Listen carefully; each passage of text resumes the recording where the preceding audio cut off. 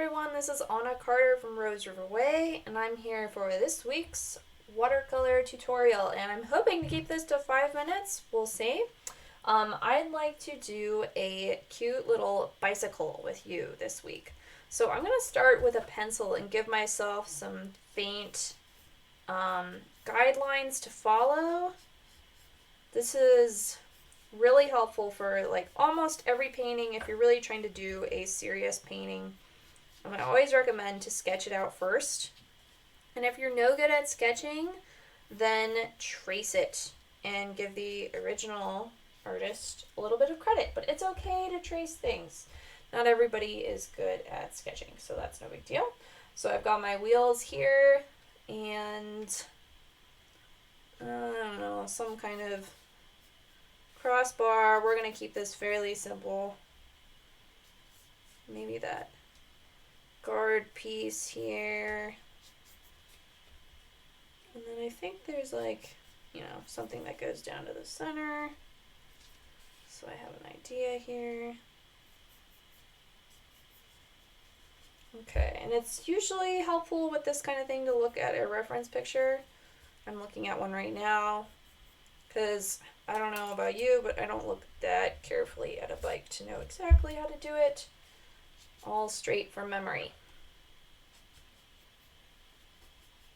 Okay, so there's my handlebar, and then finally get to the seat itself. Okay, great. So now I've got the outline of my bike, and I can start painting. And I'm going to move you a little bit closer so you can see better here. Okay, great. So I'm going to use a small brush. This is a number 2 round brush. And I'm going to start with the wheels, I think, because those are pretty defining characteristic. And I'm using a pretty heavy amount of paint. I don't have a lot of water in here. And I'm going to do my wheels because I want this to be pretty distinct. A lot of my other videos you'll see I do wet on wet. That gives you that nice flowy look that's very characteristic of watercolor. In this case, I'm doing wet on dry. So I'm doing wet paint on dry paper, and it's giving me distinct and strong lines.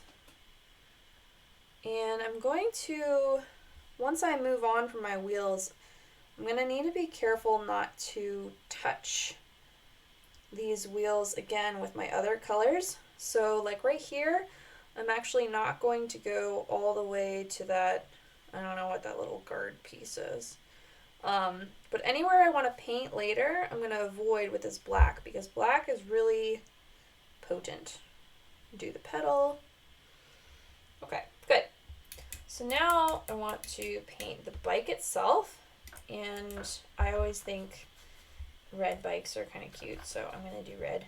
You can do whatever color you feel like. Okay, so dip, mix, dip. And I'm going to paint in my frame lines here. And these should be a little thinner, probably, than your wheel thickness, which means I'm putting less pressure on my brush. And I'm going to define all the pieces of my cute little bike. So this type of painting you could definitely put more time into if you wanted to. I'm just kind of doing the basic outline.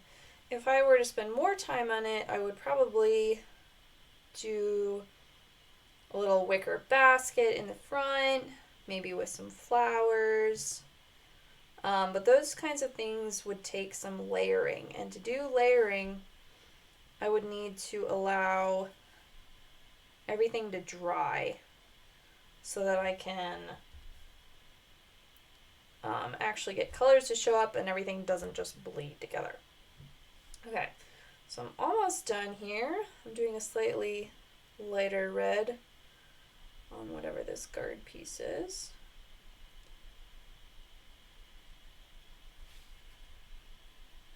Okay.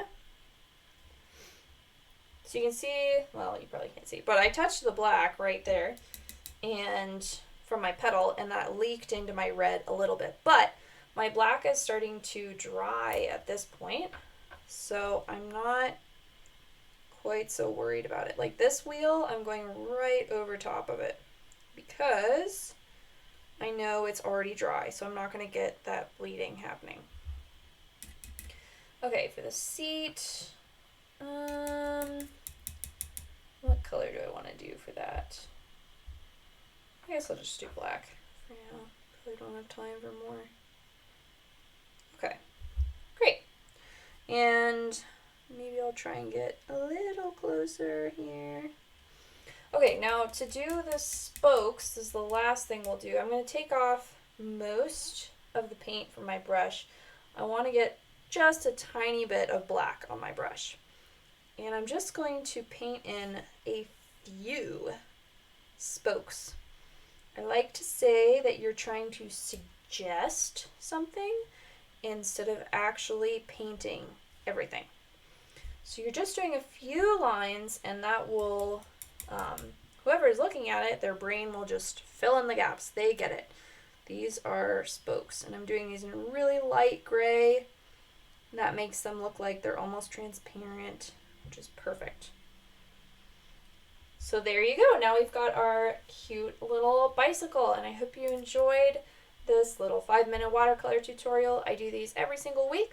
So if you'd like to see more, please subscribe, and I'll see you next time on a Carter from Rose River Way Studio.